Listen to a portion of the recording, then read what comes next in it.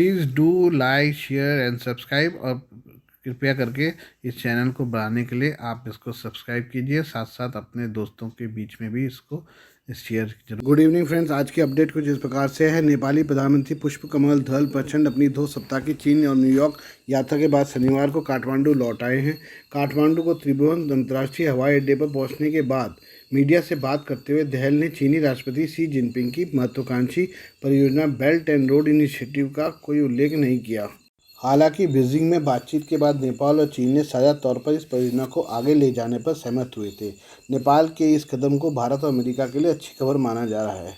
काठमांडू में जारी किए गए 40 सूत्री प्रेस नोट और पत्रकारों के साथ सवाल जवाब दोनों में BRI शब्द का कोई जिक्र नहीं था, क्योंकि प्रचंड ने BRI के तहत कुछ परियोजनाओं को क्रियान्वित करने पर चीनी नेतृत्व के साथ अपनी चर्चा के बारे में कुछ नहीं कहा। प्रेस नोट में कहा गया कि नेपाल तिब्बत को रेलवे, सड़क, हवाई सेवा, ट्रांसमिशन लाइन और सूचना राजमार्ग के माध्यम से जोड़ने पर चर्चा हुई। इस योजना को trans Himalaya multi dimensional connectivity network के तहत रखा गया है। हालांकि 27 सितंबर को परिषद के चीन दौरे के वक्त बीजिंग में जारी नेपाल चीन के संयुक्त बयान में BRI का उल्लेख किया गया था। दोनों पक्षों ने 12 मई 2017 को बेल्ट एंड रोड इनिशिएटिव के ढांचे के तहत द्विपक्षीय सहयोग पर नेपाल सरकार और पीपल्स रिपब्लिक ऑफ चाइना की सरकार के बीच समझौता ज्ञापन पर हस्ताक्षर करने को स्वीकार करते हुए परामर्श में तेजी लाने के लिए अपनी प्रतिबद्धता व्यक्त की। बयान में कहा गया कि BRI कार्यान्वयन योजना पर टेक्स्ट को जल्द से जल्द अंतिम रूप दिया जाएगा। अपनी चीन यात्रा से पहले नेपाली PM प्रचंड ने सार्वजनिक रूप से कहा था कि वो बीजिंग में BRI कार्यान्वयन योजना पर चर्चा करेंगे। उन्होंने ये भी कहा कि नेपाल एक मेगा प्रोजेक्ट के लिए चीनी अनुदान मांगेगा, लेकिन शनिवार को जारी विज्ञप्ति और प्रेस वक्तव्य में इनका जिक्र नहीं किया गया। संयुक्त विज्ञप्ति में कहा गया कि नेपाली और चीनी अधिकारियों ने अपने विकास रणनीतियों पर अनुभवों का आदान प्रदान करने, बुनियादी ढांचा विकास, कनेक्टिविटी, व्यापार, पर्यटन, उत्पादन क्षमता और निवेश में व्यवहारिक सहयोग को गहरा करने और अधिक लाभ पहुंचाने के लिए बेल्ट एंड रोड सहयोग को मजबूत करने की इच्छा व्यक्त की। दोनों पक्ष बंदरगाहों, सड़कों, रेलवे, वायुमार्ग और ग्रिड के क्षेत्रों में कनेक्टिविटी को मजबूत करने, संयुक्त रूप से ट्रांस हिमालयी मल्टी डायमेंशनल कनेक्टिविटी नेटवर्क का निर्माण करने, दोनों देशों की संयोग परियोजनाओं और कंपनी कर्मियों की सुरक्षा सुनिश्चित करने के लिए मिलकर काम करने पर सहमत हुए हैं। हालांकि PM प्रचंड के प्रेस सलाहकार गोविंद आचार्य ने कहा कि दहल की चीन यात्रा के दौरान नेपाल से संबंधित सभी मुद्दों पर चर्चा की गई। PM प्रचंड ने विदेश मंत्रालय द्वारा तैयार किया गया बयान पढ़ा। प्रधानमंत्री ने स्पष्ट रूप से संयुक्त वक्तव्य व 12 सूत्री समझौते के बारे में बात की। ऐसे में BRI का फिर से उल्लेख करने की कोई आवश्यकता नहीं है। प्रचंड ने विशेष विवरण दिए बिना कहा कि उन्होंने बीजिंग में नेपाल के नए मानचित्र का मुद्दा उठाया था। चीन ने 26 अगस्त को अपना चीन के मानक मानचित्र का 2023 संस्करण जारी किया, जिसमें मई 2020 में जारी किए गए नेपाल मानचित्र का उपयोग नहीं किया गया। इसके बाद के हफ्तों में चीनी पक्ष के साथ इस मामले को उठाने के विभिन्न क्षेत्रों से कॉल आए थे। नेपाली संसद के प्रतिनिधि सभा की अंतर्राष्ट्रीय संबंध और पर्यटन समिति ने सरकार को यह भी निर्देश दिया कि वह चीनी अधिकारियों से पुराने मानचित्र के बजाय नए नेपाली मानचित्र का उपयोग करने का आग्रह करें। प्रधानमंत्री के निजी सचिवालय के एक अधिकारी ने कहा कि समिति के निर्देश के बाद विदेश सचिव भरत राज पौंड्याल ने इस महीने की शुरुआत में चीनी राजदूत चेन सोंग को मंत्रालय में बुलाया। मानचित्र पर नेपाल की चिंताओं और दूत द्वारा नेपाल चीन संबंधों पर कुछ विवादास्पद टिप्पणियों पर नाराजगी जताई। प्रचंड ने भी एक सवाल के जवाब में कहा कि हमने पहले ही चीनी पक्ष के साथ मानचित्र मुद्दे पर चर्चा की थी। यह मेरी यात्रा के दौरान भी सामने आया। 1 सितंबर को जारी एक बयान में विदेश मंत्रालय ने कहा कि नेपाल 2020 में संसद द्वारा सर्वसम्मति से अनुमोदित अपने राजनीतिक और प्रशासनिक मानचित्र पर दृढ़ है। नेपाल सरकार का स्पष्ट मानना है कि मानचित्र का सम्मान हमारे पड़ोसियों के साथ साथ अंतर्राष्ट्रीय समुदाय को करना चाहिए। आइए अब हम एक और पाकिस्तानी आतंकवादी की 72 हुनों की खोज में जाने के बारे में बात करें। पाकिस्तान स्थित आतंकियों को इस समय चुन चुन कर निशाना बनाया जा रहा है। अब नई जानकारी एक मोस्ट वांटेड आतंकी कैसर फारूक के मारे जाने की सामने आई है। ट्विटर पर एक वीडियो आया है। कहा जा रहा है कि ये एक CCTV फुटेज है। इसमें साफ नज़र आया कि लश्कर तैयबा से जुड़े फारूक की हत्या के कुछ लोग भागते हुए नजर आ रहे हैं। हालांकि अभी तक ये स्पष्ट नहीं है कि वीडियो कब का और कितने बजे का है। फुटेज कराची की बताई जा रही है। कैसर फारूक एक मोस्ट वांटेड आतंकी था। फुटेज में नजर आ रहा है कि कैसर फारूक कुछ लोगों के साथ चल रहा है, तभी अचानक गोलियों की आवाज़ आती है। जैसे ही गोलियों की आवाज़ गूंजती है, आसपास खड़े लोग जान बचाकर भागने लगते हैं, छिपने के लिए जगह तलाशते हैं, जबकि एक व्यक्ति ज़मीन पर गिर जाता है।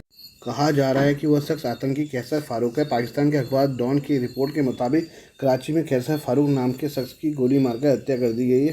हालांकि अभी तक ये स्पष्ट नहीं है कि क्या वो भारत के मोस्ट वांटेड आतंकवादियों में से एक ही है या और कोई है। दूसरी ओर रक्षा विशेषज्ञ उसे आतंकी कैसर फारूक ही बता रहे हैं। डॉन की रिपोर्ट में कहा गया स्थानीय अधिकारियों को शक है कि कैसर को खासतौर पर निशाना बनाया गया है। अधिकारियों ने इस घटना को जानबूझ कर की गई हत्या के मामले के तौर पर देखा है। अधिकारियों का कहना है कि अज्ञात हमलावरों ने घटनास्थल से भागने से पहले ईदी सेंटर के नज़दीक गुलशन-ए-उमर मदरसा के पास गोलाबारी की। इसमें 30 साल के कैसर के अलावा एक और शख्स फारूक शाकिर घायल हो गया। डॉन ने बताया कि घायलों को अब्बासी शहीद अस्पताल ले जाया गया। यहाँ पर कैसर फारूक की मौत हो गई। कैसर की पीठ पर गोलियां लगी थी। कराची सेंट्रल एसएसपी की फैसल अब्दुल्ला चाचर के हवाले से डॉन ने लिखा कि पीड़ितों के खिलाफ कोई भी मामला दर्ज नहीं था। ऐसे में टारगेट किलिंग थी। हाल के दिनों में कई ऐसी घटनाएं हुई जिसमें भारत की तरफ से कई मोस्ट वांटेड आतंकवादियों को ऐसे ही ढेर किया गया है। कैसर को लश्कर सरगना हाफिज सईद का करीबी माना जाता है। कराची में लश्कर आतंकी कैसर के मारे जाने की खबर हाफिज सईद के बेटे के लापता होने की खबरों के तुरंत बाद सामने आई है। ऐसी खबरें कि हाफिज का बेटा कमालुद्दीन 26 सितंबर से लापता है। हालांकि कहा है यह भी जा रहा है कि उसकी लाश पुलिस को मिली है। हाफिज सईद फिलहाल पाकिस्तान की जेल में बंद है। आइए अब हम अजरबैजान और आर्मीनिया के बारे में बात कर लें। 19 सितंबर को अजरबैजान ने नागोर्नो काराबाख के विवादित क्षेत्र पर हमला किया था। इस हमले का नतीजा है कि जारो जाति आर्मेनियाई लोगों को अपना ही घर छोड़कर जाना पड़ रहा है। कई अंतर्राष्ट्रीय विषयों की तरफ से कहा गया कि यह पलायन युद्ध अपराध या यहाँ तक कि मानवता के खिलाफ होने वाले अपराधों की श्रेणी में आता है। नागोर्नो काराबाख को अजरबैजान के हिस्से के तौर पर मान्यता मिली हुई है, लेकिन यहाँ मुख्य रूप से आर्मेनियाई ईसाई रहते हैं। ये तो वो ईसाई हैं जिन्होंने सोवियत संघ के पतन के बाद एक खूनी जातीय संघर्ष के आर्सक गणराज्य की स्थापना की थी। विशेषज्ञों की माने तो आर्मेनिया की हार भारत के लिए भी एक बुरी खबर है।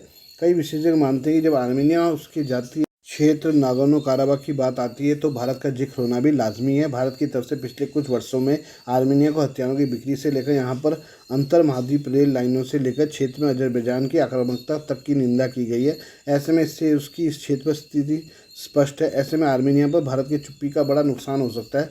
विशेषज्ञों के मुताबिक पाकिस्तान सबसे अहम है। विदेश नीति की जानकारी की माने तो पाकिस्तान के साथ अजरबैजान का संयोग काफ़ी लंबे समय से चला आ रहा था। इस संयोग की वजह से यह संघर्ष दुनिया के एक ऐसे युद्ध में बदल कर रह गया जिसके बारे में कोई स्पष्टता नहीं है। इसके अलावा दक्षिण कॉकस क्षेत्र ईरानी पठार, जिसे international north south transport corridor या INSTC के तौर पर जाना जाता है, यह भी एक बड़ी वजह है। इस कॉरिडोर के जरिए भारत की वो महत्वाकांक्षी पूर्ति होती है जो उसे यूरोप से जोड़ने वाले कॉरिडोर से जुड़ी हुई है। भारत की तरफ से जिस मिडिल ईस्ट यूरोप कॉरिडोर का ऐलान G20 के समय किया गया, उसका समर्थन आर्मेनिया ने भी किया था। इस क्षेत्र से भारत के कई हित जुड़े हुए हैं। इसके बाद भी विदेश मंत्रालय की चुप्पी दक्षिण कॉकस के भविष्य के बारे में भारत की स्थिति की तरफ काफ़ी कुछ इशारा करती है। अभी कुछ महीने तक भारत की तरफ से आर्मेनिया को काफ़ी मदद दी जा रही थी। अजरबैजान के विरोध के बाद भी भारत ने आर्मेनिया को हथियार बेचे, जिसमें रॉकेट लॉन्चर, तोप और रडार सिस्टम तक शामिल है। भारत ने INSTC के जरिए दोनों देशों के बीच बढ़ते वाणिज्यिक संबंधों को मजबूत करने की उम्मीद में बड़ा कदम उठाया। पिछले कुछ सालों में आर्मेनिया भारत के द्विपक्षीय संबंध नई ऊंचाइयों पर पहुंचे हैं। फिर भी भारत ने पिछले हफ्ते आर्मेनिया के लिए समर्थन अजरबैजान की निंदा नहीं की है। इसे काफ़ी अजीब मान रहे हैं। भारत को उत्तर पश्चिम ईरान से दक्षिण कॉकेस तक, रूस या काला सागर तक जाने के लिए एक रेल लिंक की आवश्यकता है। इसमें आर्मेनिया उसके लिए मददगार साबित हो सकता है। नागोर्नो काराबाख संघर्ष इस रेल लाइन के लिए खतरा है। नागोर्नो काराबाख में हो रहे घटनाक्रम भारत के लिए काफ़ी बड़ा झटका है, जबकि इससे पाकिस्तान को काफ़ी फ़ायदा होगा। अप्रत्यक्ष तौर पर भारत के दूसरे दुश्मन चीन को भी काफ़ी फ़ायदा होने वाला है। INSTC की मदद से भारत पाकिस्तान को कमज़ोर कर सकेगा, साथ ही यूरोप और मध्य एशिया तक उन रास्तों तक पहुँच बना सकेगा जहाँ पाकिस्तान रोड़ा बना हुआ है। दक्षिण कॉकस में भारत को चुप्पी की कीमत चुकानी पड़ सकती है। अगर भारत इस स्थिति पर खामोश रहता है तो यह उनका सैन्य, राजनयिक और आर्थिक समर्थन चाहने वाले अन्य देशों के लिए एक नकारात्मक संदेश हो। अब हम विदेश मंत्री एस जयशंकर के बारे में बात करें। भारतीय विदेश मंत्री एस जयशंकर फिलहाल अमेरिका के दौरे पर हैं। वॉशिंगटन DC में एक कार्यक्रम के दौरान उनसे खालिस्तान को लेकर सवाल किए गए।